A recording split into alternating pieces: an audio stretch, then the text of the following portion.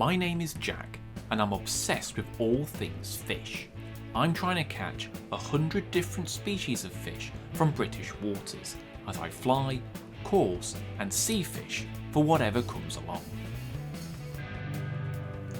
This week I'm in the Midlands tracking down Zander, a species lots of you have been asking for as I try to get a bite or two. How are we all doing? Well, today I'm finally going after Zander. I've had a load of people messaging me, when are you going to do a Zander episode? So we're going to give it a go. I've got all my gear in the car. I'm going to get unpacked, get the rods out. Let's see if we can't get one.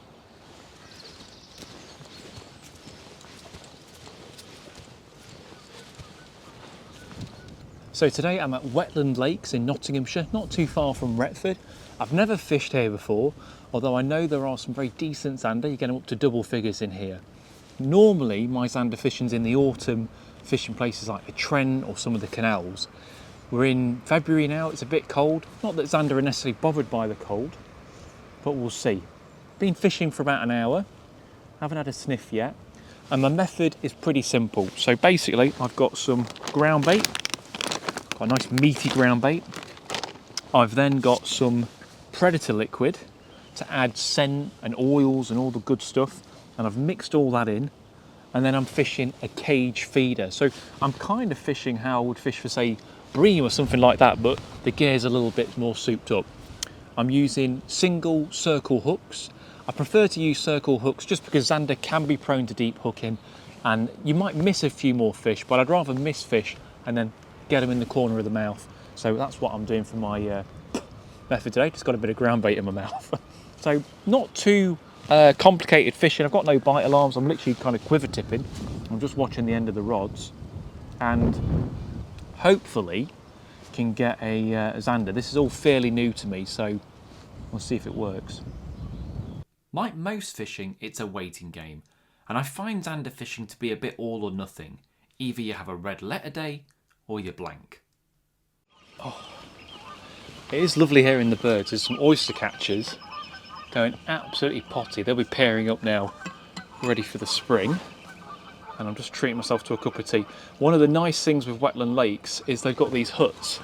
So if it is a bit windy or a bit rainy, if you're an angler like me who doesn't really bring loads of gear, I guess I'm technically a noddy. I was introduced to that term recently, and a noddy is an angler, I think I'm getting this right, who just sort of fishes with car boot tackle, mismatched rods.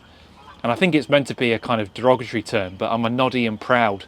I'm quite happy to be a noddy, so this is great. I've even got a USB charger. Like the magic of carp fisheries is you can charge your phone while you're fishing and get out the shelter. But it is primarily a carp fishery, so trying to find information about Zander fishing here was relatively thin on the ground. But I know they're in here. I can just see my rods from here.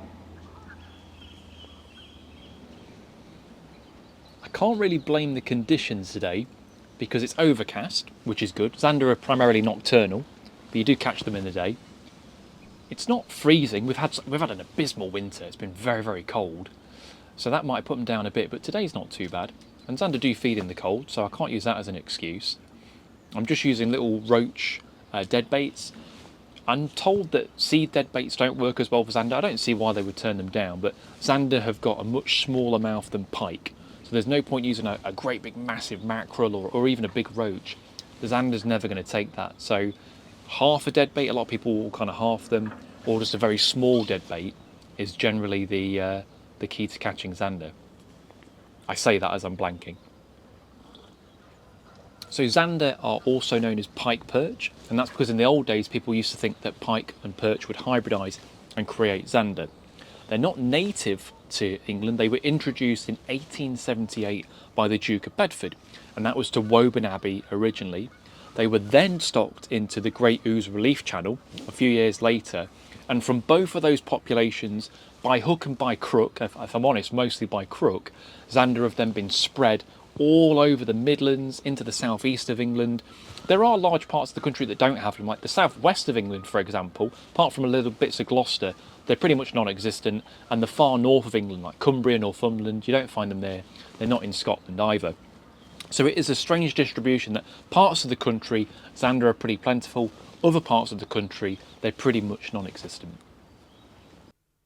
If you're enjoying the species hunting, why not brush up on UK fish species and get a copy of my field guide to British fish, with over 200 species covered with distribution, ID features and much more. I'm really proud of this book and it's available in bookshops and online. There's a link in the description if you'd like to grab a copy.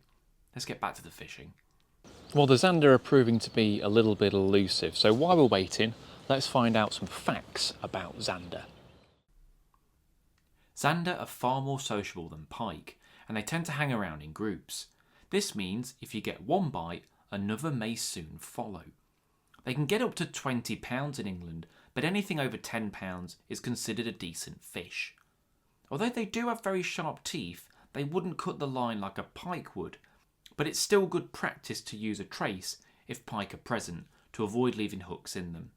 Male Zander will guard the nest in April and go a much darker colour when doing this. Zander can be a bit of a controversial topic, being non-native, with some anglers loving them and others loathing them. One of the questions I get asked the most is, are Zander a problem? They're obviously not native and they shouldn't be here. But here's the thing, Zander are found all across Western Europe, so they coexist with all of the species that we have in the UK in Western Europe as well. I'm not saying that we should spread Zander around, I don't think that's a good idea at all. But I do think that in the fisheries that we already have Zander, there's not much point getting rid of them. You're never going to get rid of all of them, and if you remove the big ones, the small ones proliferate out of control. So I think it's a case of where they are, just leave them be, they slot in eventually. They do eat small silverfish, but so do pike, perch and everything else. It seems to be an equilibrium does find itself.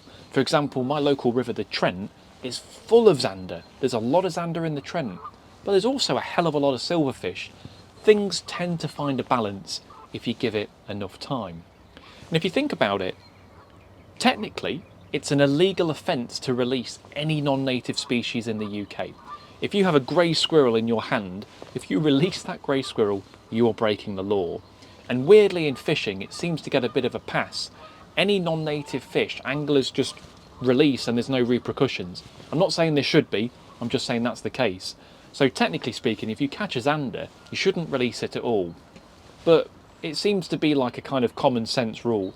I mean, technically carp are non-native, but if I went to a carp fishery, caught a 40-pound carp and smacked it on the head with a baseball bat, I'd probably get lynched. So it wouldn't be something I would advise people to do. So I think it's a common sense. If the fish isn't causing any major issues, it's going to be more expensive to remove it than simply to leave it be. Conditions weren't bad, with it being overcast and not a hard frost, so I couldn't blame the weather on this trip, but for whatever reason, it wasn't happening. However, I had a backup plan, which was to head to the West Midlands to one of the canals to try there. Canal fishing is much more my cup of tea, and I went for a float rig with a dead bait on the bottom. The water was nice and murky, and it wasn't long before my float started to move, and I was into a fish.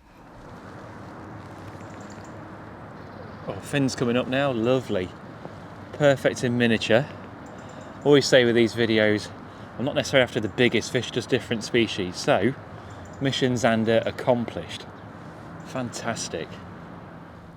As is always the case with these videos, the species I think that are going to be easy give me a hard time, and the rarer fish are a piece of cake. I can now add Zander to my fish tally, and someone also pointed out that I forgot to add conger from a previous video, so I'll chuck that in now also. New episodes of the Species Hunt are out each Sunday at 5 PM, and next week I'm going to try and catch barbel out of the mighty River Trent. Thanks for watching, hope you enjoyed it. If you enjoyed this vid, why not check out this other video right here? If you can, please subscribe to the channel, only takes a couple of seconds and it really helps me out. I'll catch you in the next one. Cheers.